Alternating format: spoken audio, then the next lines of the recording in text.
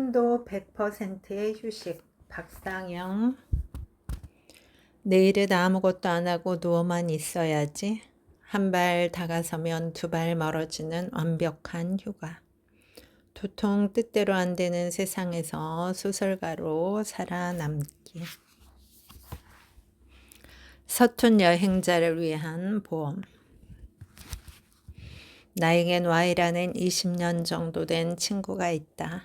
Y와 나는 고교 동창이며 서로의 부모님을 2회 이상 본 전력이 있고 그간의 연애사를 대충 알고 있으며 남들에게 말 못할 비밀 한두 개 정도 공유하고 있으니 가장 친한 친구로 봐도 무방할 것. 우리가 처음 만난 것은 고등학교 1학년 심화반 자습실 앞. 당시 여느 학교들처럼 우리 학교에서도 성적에 따라 등급을 나누어 야간 자율학습을 실시했고 나는 운 좋게 심화반에 들어갈 수 있었다. 내가 가까스로 1등 칸 끄트머리에 올라탄 누추한 승객에 가까웠다면 Y는 기차를 끌고 가는 엔진이라고 불러도 될 정도로 성적이 좋은 학교의 기대주였다. 나는 당시 대외적으로 친구가 꽤 많다고 자부하고 있었으나 실은 같은 반 친구들에게서 정체 모를 위화감을 느끼고 있었다. 친구들과 함께 웃고 떠들다가도 마치 광대가 된 것 같은 기분에 피로해지곤 했으므로 정규 수업이 끝나기 무섭게 심화반 자습실로 달려가 혼자 만화책이나 소설을 읽는 것을 유일한 삶의 낙으로 삼고 있었다. Y는 심화반 교실 문을 여는 열쇠 담당이었다. Y는 몇 번이고 자신보다 먼저 심화반 앞에 도착해 있는 나를 보며 늦어서 미안하다고 말하고는 했다. 사실 늦은 시간은 아니었고 반에 적응하지 못한 내가 유달리 빨리 온 것이었으므로 Y가 미안해할 일은 아니었다. 그렇게 몇 번 심화반 문 앞에서 안면을 튼 우리는 급식실 복도에서 마주쳐도 눈인사를 하는 사이가 됐다. 평소처럼 일찍 심화반 앞에 도착해 이어폰으로 음악을 듣고 있던 내게 Y가 다가와 말했다. 네, 한 가지 부탁 하나만 들어줄래? Y는 뜸들이다 열쇠를 자꾸 늦게 가져오는 이유를 내게 털어놓았다. 교무실 벽 한쪽에 전교의 모든 열쇠를 보관해 놓은 열쇠함이 있는데 심화반 열쇠는 그 열쇠함의 가장 윗줄에 걸려 있었다. 불행히도 평균보다 키가 좀 많이 작은 Y에게는 손이 닿지 않는 높이. Y는 번번이 지나가는 사람을 붙잡고 열쇠를 빼달라고 하기 부끄러웠다며 혹시 먼저 교무실에 들러 심화반 열쇠를 가져와 줄 수 있겠냐고 물었다. 나는 그런 Y가 조금 귀엽고 웃겨서 앞으로 내가 직접 문을 따겠노라고 말했다. 이후 나는 다니던 영어학원 독서실에서도 Y를 발견할 수 있었고 이런 계기로 우리는 3반과 13반이라는 지정학적 한계를 뛰어넘어 절친으로 자리 잡았다. 따지고 보면 Y는 내 대학 진학의 은인이기도 하다. 당시 한국은 7차 교육과정에 막 접어들었고 정시보다 수시 비중을 비약적으로 높일 것이라고 교육부 장관이 공언하던 시기. Y는 자기 객관화가 잘 되는 영리한 친구, 수학에 소질 없는 자신의 한계를 잘 알고 수시를 대비하기 시작했다. 이에 따라 1학년 때부터 꾸준히 내신 관리를 해왔으며 외국어 특기를 살려 영어와 일본어, 중국어 공인 성적을 땄다. 더불어 대외 활동을 하며 자신만의 포트폴리오를 만들어가고 있었다. 지방이라는 한계 때문에 수시 제도에 대한 이해가 전혀 없던 나는 혼자서 모든 것을 계획하고 목표를 향해 나아가는 Y가 좀 멋있어 보였다. 둘이 함께 논술 대회, 토론 대회에 나가 상을 타기도 했는데 Y의 제안 덕이었다. 그것은 훗날 분명히 내가 고향을 탈출하는 데 큰 도움을 주었다. 20살, Y는 모두의 예상대로 서울대에 진학했다. 나 역시 운이 따라주어 서울에 있는 대학에 진학할 수 있었다.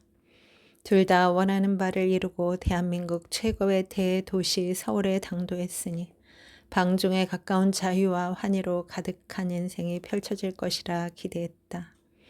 그러나 그것은 이제 막 10대를 벗어난 자의 순진한 환상에 불과했다. 우리는 각각 신림 명륜동의 쪽방에 갇혀 빛나는 청춘 대신 전공 진입과 학점의 늪에 빠져 매일 비슷한 삶을 반복해 나갔다. 그러던 중 Y가 내게 파격적인 제안을 했다. 니 내랑 여름방학 때 배낭여행 안 갈래? 어디? 유럽. 책이나 영화에서만 봤던 배낭여행이라니. 다른 곳도 아닌 유럽? 부표처럼 떠다니던 일상에 새로운 이정표가 생겨난 기분. 나는 곧바로 알바를 구하고 돈을 모으기 시작했고 항공권 할인 사이트에서 잠복한 끝에 무려 70만 원대 항공권 구매에 성공했다. Y는 타고나기를 계획적이고 꼼꼼한 성격이라 여행을 결심한 순간부터 여행 일정을 짜기 시작했고 나에게 유레일 패스며 숙소의 가격을 공유해 주었다. 나는 마치 여행사 패키지 상품을 구매하는 심정으로 Y가 결제한 상품들의 절반 가격을 붙였다. 그리고 방학이 시작되기 무섭게 우리는 런던으로 떠났다. 영국에서의 첫날 밤은 평생 잊을 수 없을 것 같다. 최저가의 방을 예약한 우리는 무려 30명이 한 방을 쓰는 돌미토리에서 잤다. 완벽히 불협화음인 오케스트라의 협주를 듣는 것처럼 전 세계 사람들의 다채로운 코골이를 들으며 거의 뜬 눈으로 밤을 지새웠다. 그곳에서 나는 내가 잠기가 몹시 밝고 예민한 편이라는 사실을 처음 깨달았다. 여행 내내 Y와 나는 미친 사람처럼 미술관들을 돌아다녔다. 이틀 동안 테이트 모던과 테이트 브리튼에 이어 내셔널 갤러리까지 돌며 온갖 작품들을 섭렵했다. 함께 관람을 하던 도중 나는 Y의 엄청난 재능을 발견하게 되었다. Y는 시대의 국적, 사조를 초월한 모든 미술 작품 속에 재현된 개를 찾아내는 재능이 탁월했다. 왕의 발치에 엎드린 개, 농가에서 꼬리를 흔들고 있는 개, 현대미술 작품에서 다면체로 해체된 개, 심지어 르네상스 시대의 100호짜리 그림을 가리키면서도 이렇게 소리쳤다. 야, 저거 봐라. 개 졸라 귀엽다.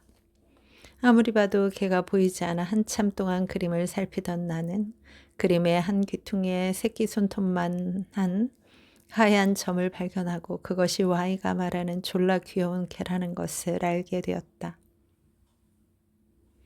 나는 그 점을 현미경으로 봐야지 개의 형체라는 것을 알아볼 수 있을 것 같다고 대답하며 그 희끄무레한 점에서 귀여움을 탐지하는 Y의 정신 상태가 심상치 않음을 알 수 있었다.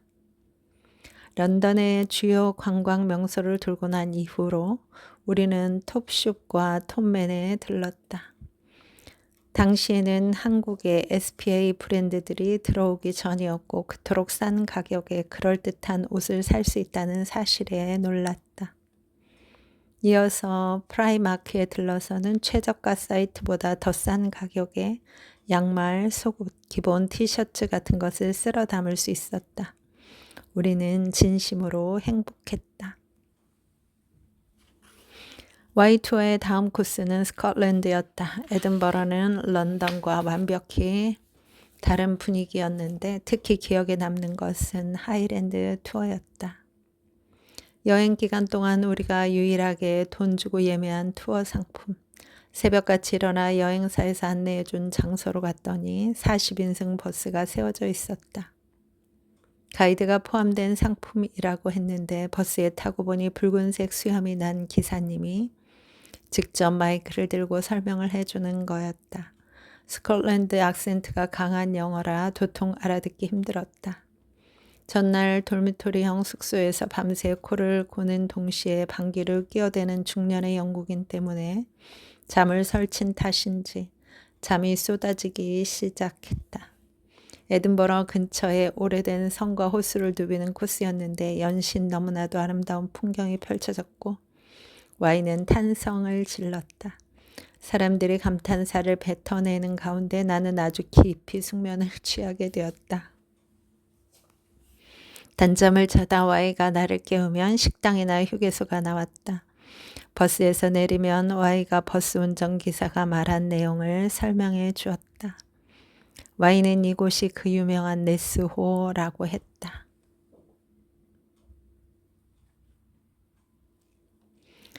그날 밤 내 몸에서 심상치 않은 일이 벌어지기 시작했다. 역시나 누군가의 코 고는 소리에 잠들지 못했던 나는 배를 칼로 찌르는 듯한 날카로운 통증을 느껴 나도 모르게 짧은 신음을 내며 자리에서 일어났다. 내 신음소리를 듣고 놀란 Y도 덩달았겠다. 나는 Y에게 말했다. 네 맹장염 걸려봤나? 아니, 네 아무래도 맹장염 같다. 배 졸라 아픔. 설마 아니겠지. 그거 못 버틸 정도라 가던데. 내 진짜 태어나서 처음 느껴보는 통증이거든. 어떡하노? 내 여행자 보험도 안 들어놨는데. 갑자기 보험이 왜 나오는데?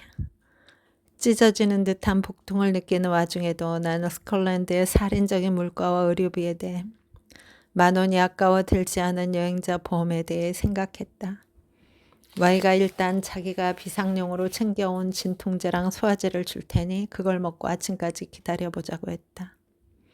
난 아무리 봐도 그 정도로는 해결될 것 같지 않다고 툴툴대며 Y의 처방에 따랐다. 다음 날 아침 화장실에 다녀온 이후 나의 통증은 씻은 듯이 나았다. 계산해보니 여행을 시작한 이후로 닷새 만에 처음으로 큰일을 본 것이었다. 평생 변비라는 것을 모르고 살았던 내가 유럽에 와서야 가스가 찬다는 것의 감각을 처음으로 느끼게 되었다. 그 생경한 감각을 맹장염으로 오인한 거였다. 나는 Y에게 달려가 나의 무사함을 알렸고 Y는 한숨을 쉬며 그럴 줄 알았다고 했다. 나는 그 누구보다도 밝고 해사한 웃음을 지으며 말했다. 여행자 보험 만들길 잘했다. Y와 함께 파리에 도착한 후 우리는 시설이 낡고 파격적으로 저렴한 한인 민방위에 묵게 되었다. 언제나처럼 나는 돌미토리형 숙소에서 밤새 잠을 잘 자지 못했고 그 때문에 Y가 일정으로 짜놓은 박물관과 베르사유 궁전, 온갖 미술관을 좀비와 같은 상태로 관람했다. 파리의 길바닥에는 쓰레기, 가래침, 개똥이 많았고 사람들은 친절하지 않았고 프랑스어는 아무리 들어도 적응이 되지 않았다. 나는 일주일도 넘게 거의 밤을 지새우다시피 한 채 초주검이 되어서 프랑스를 떠나며 다시는 이곳을 찾지 않으리라 마음먹었다. 그러나 불행히도 나는 이후 프랑스어 문학과에 배정받았고 기초 프랑스어 입문 수업에 C 학점을 받았으며 교환학생을 가 있는 친구들을 보러 여러 번 프랑스에 재방문하게 되었고 가까스로 학사 학위를 받았으나 여전히 프랑스어를 한마디도 하지 못하며 지금도 내 공식 프로필의 맨 첫 줄에는 프랑스어 문학 전공이라고 쓰여 있다. 여러분, 오늘도 좋은 날입니다. 오늘 하루 잘 살아내느라 수고 많았습니다. 힘내세요. 다음에 또 만나요. 감사합니다.